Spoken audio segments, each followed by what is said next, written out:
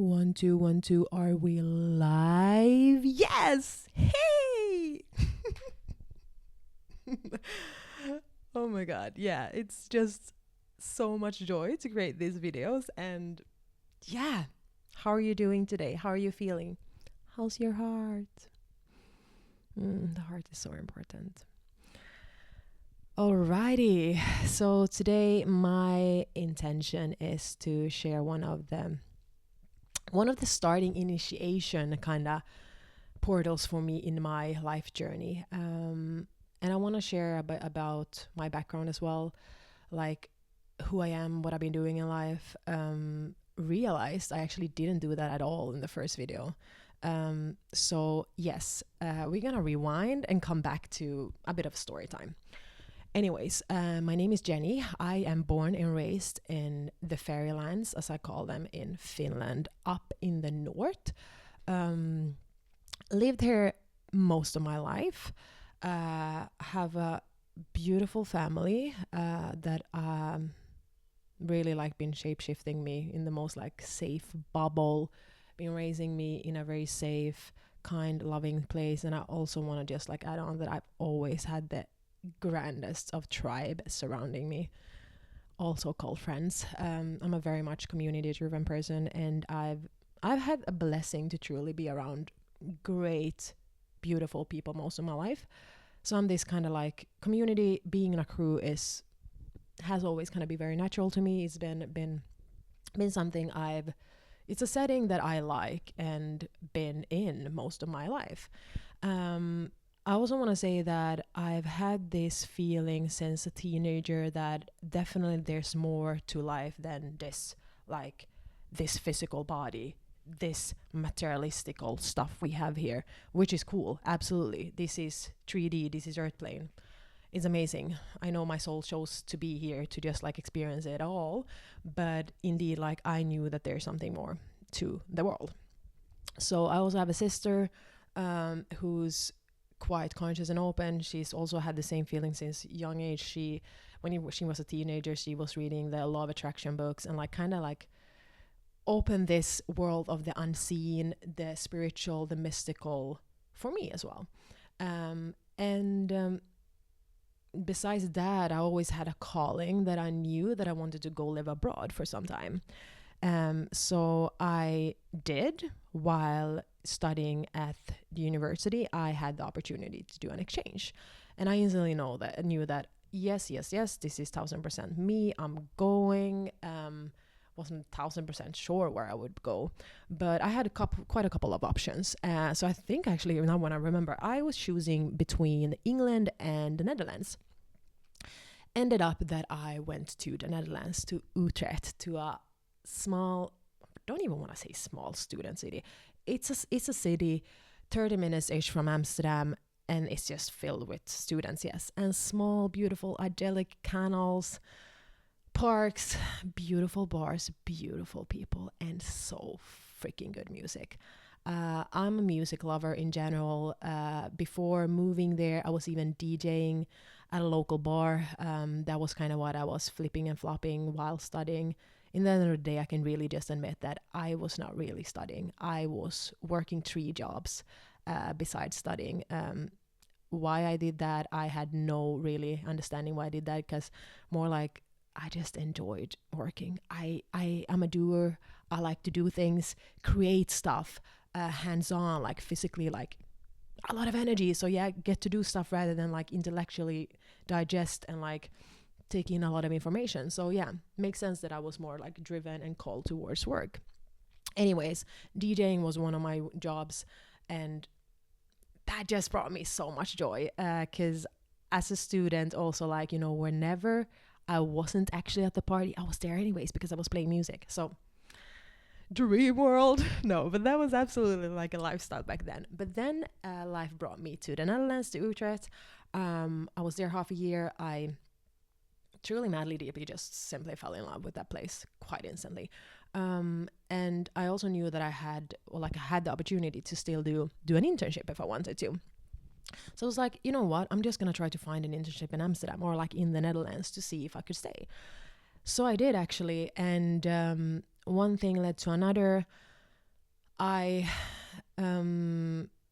enjoyed my internship in Amsterdam. Amsterdam was like next level Utrecht. I felt like there was just more of everything, like the festivals, the culture, the people, the canals, the parks, everything. So yeah, I enjoyed that place, and in the end I stayed there almost 8.5 years. So all in all, I spent most of my 20s in Amsterdam, and I seriously want to kind of describe that to being one of the greatest, grandest, most vibrant places in Europe in your 20s, because you literally can do anything there. Like if you're a nature freak, you even have the beach, like the wide big ocean horizon 30 minutes from the city center. If you're into music, well, there's freaking festivals every single weekend, especially during summertime. Holy freaking heckery, that's like insane. Plus that if you're a traveler, for example, you want to go explore different countries, you can either take like easily trains or buses, literally could cover the whole Europe if you want, or then just planes through the other side of the world if you want to. Because the airport is also like literally 15 minutes from the city center. I mean, what the actual heck? Yeah, this is starting to sound like a travel vlog now, but like just want to give you like glimpses of like what life in the Netherlands, Amsterdam can actually be. That's, by the way, something else I could actually share about more, because that's a dialogue for itself. Anyways, I was spending most of my 20s in this beautiful place. So why I'm like now kind of weaving in my first initiation to this place is we're coming into it. So I think it was almost like maybe just like a year in Amsterdam, I found this beautiful, beautiful, beautiful soul that then turned into my boyfriend and partner for many, many years. This was a beautiful soul that I was with like almost 6 years, and I felt like instantly when I saw him, it was just like a connection, and I could almost remember that, hey, my goodness, I recognize you, like I know you. So we had a relationship of almost 6 years in total, and in a way I want to say like he taught me everything and nothing. As I said again, like I felt like this relationship was in a way like the opening portal to myself. That was my very first real, actual relationship I ever experienced. And as I said, like our connection was deep beyond this lifetime. That was quite instantly felt. Also, like now looking back, definitely a karmic connection in a way. We had a big purpose why we met, to really like learn and teach each other stuff. But since I also kind of mentioned that this was my very first relationship, I felt like my immaturity, my self-knowledge, my self-awareness was like the bottom. So I learned a lot, which is blessings and gratitude for that. But in the end, to like keep to make the story a bit shorter, or to wrap it up, is like in the end we became very, very codependent, which in a way means that, you know, like I completely lost myself. I am this very deeply empathetic person, feel all the feels in the world. Main thing is always that the people around me feels good, and I am on priority too, which is something that I'm like, yeah, I know that so many of us out there in this world are navigating and living life from this. So what I mean is just like, this was the grandest awakening within myself, to just see like, okay, well, wait up, Jenny. Like, is this actually how you want to live life? To just like give all your love, energy, power away to someone else and then be completely depleted and emptied out? I mean, no, we can't. We shouldn't. Like, in fact, absolutely no. It's not even possible to live a life like that. So as I said, like this kind of led me to the grandest awakening within myself. It was the past 2 years in Amsterdam. I could already start feeling like intuition started like really talking and speaking with me. The hardest part about the intuition is always, you know, like how to kind of discern where it's coming from. Is it from the mind, the ego, or is it actually the whispers from your heart and your soul? So that was kind of where that journey for me started. And it was 2019, just before COVID. I would kind of now just say that I had my first really brutal, crazy wide awakening. Wide awakening. That's actually it. Like spiritual awakening. That's what I mentioned. And so, yeah, as I said, I kind of already knew that like 2 years in advance before moving from Amsterdam, I had the feeling that I need to leave this place. Then I could not see it clearly that I also needed to leave this relationship that I was in. But the mind, everything just like wanted it to work, obviously. But it was like my whole body just like said the opposite, like, hey, you actually gotta move on. You gotta do something for yourself for the first time in your entire life. That is absolutely scary, of course. I mean, that was also the very, very first time I had to surrender to my intuition. So I got the clear confirmation from within that, like my whole body started to feel very, very, very bad in the end. And I just knew that I had to leave the relationship and also leave Amsterdam. So I did. Back then, I also want to say about this relationship that we shared this passion of traveling and exploring the world. And holy Macarena, the lands, the cultures, the sunsets, the jungles, the beaches, the forests we've been seeing together is just still, until this day, one of the biggest things I'm grateful for. We've seen so much and explored so much. And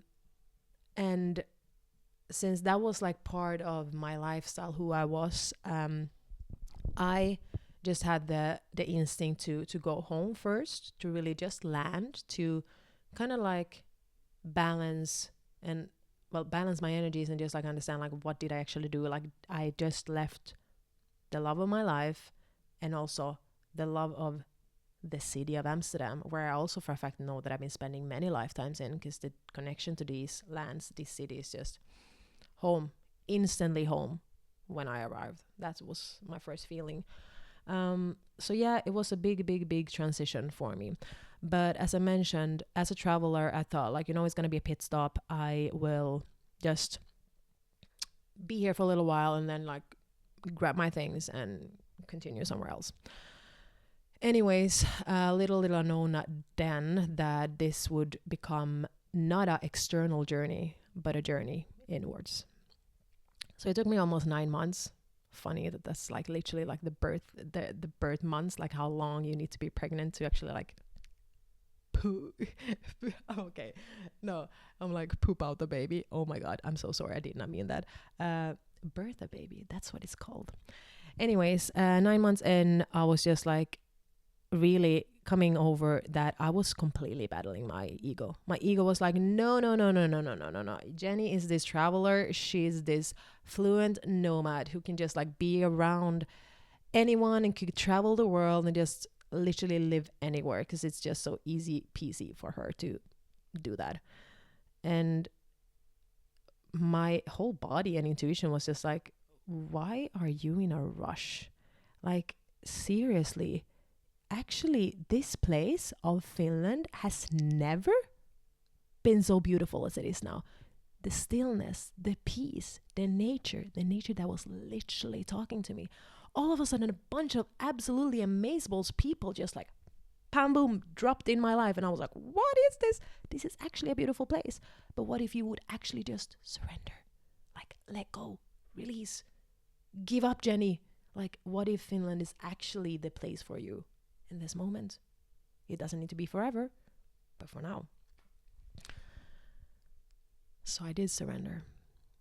And that was when also more things started falling into place for me. But what I want to say with this story, because this is like, I feel that was one of the first initiations for myself and my soul, and also just like for following my intuition, that I had this feeling, I had this calling, I had this communication from, I want to call it God, spirit, the universe, that something had to change, and that my soul wanted something different, and there was something laid out on the soul plan for me. But I was somehow like working against all the time. But this moment was the first time that I actually followed that sound, the feeling, the niggle within me. And I also want to kind of say that that was the first time I surrendered. Like, I went into the unknown without a plan. Like, there was nothing I could control. There was nothing I could like try to plan that this is gonna be the like the end or something. No, it was all out of my hands. And yes, it felt brutally scary.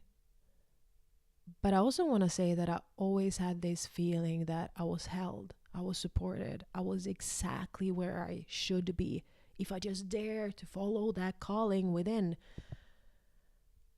And I did. And, you know, now I could just say, like, yeah, life since then has just been magical, flowing, glowing. I met all these beautiful people. Well, in a way I did. But at the same time, I felt like that was the starting point of like some real freaking heavy times. And those times and experiences I want to share in some other videos. But this is just like laying a little foundation of from where I come and from where like my standing point of the last years has been, and like my beginning of my spiritual awakening, and just beginning of coming home to me, to my authentic self, to the truth of my heart. Yeah. Additionally to this story, I also want to add that this was the moment, like in the transition phase from Amsterdam to Finland.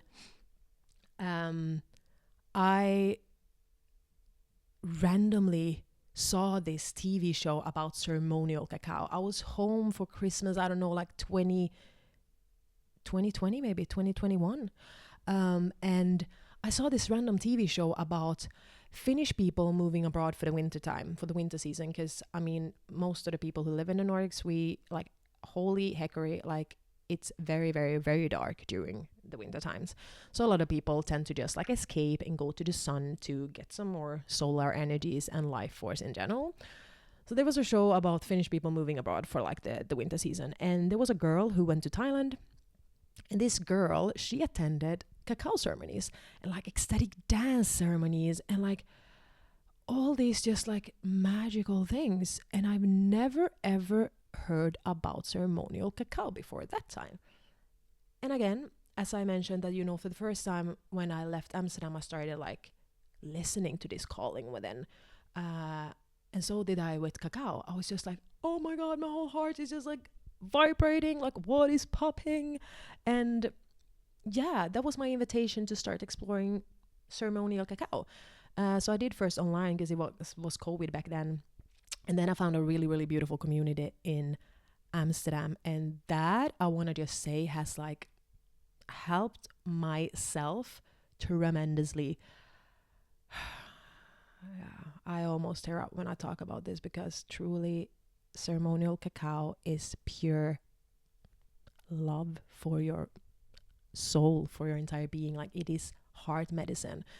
So as we know, you know, like we live in a very freaking fast-paced world, except you decide that you want to break freaking out of that, because we can. And there's so many of us that finally are doing that. And I feel like you who are listening, you're for sure one of those warriors. Anyways,